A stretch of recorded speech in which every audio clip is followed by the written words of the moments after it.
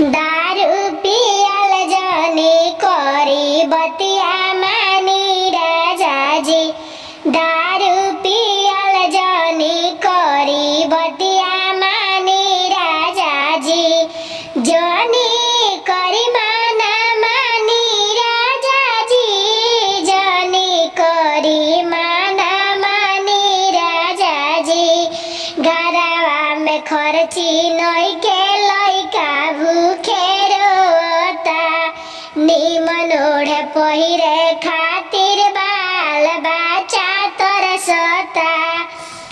दारू पियल जाने करी बतिया मानी राजाजी। दारू पियल जाने करी बतिया मानी राजाजी। घरवा के हाल ना देखल जाता। गांजा पियल जाने करी बतिया के मानी। घरवा में खर्चा नइखे लइका भूखे रोता। अखिया से आंसू नाही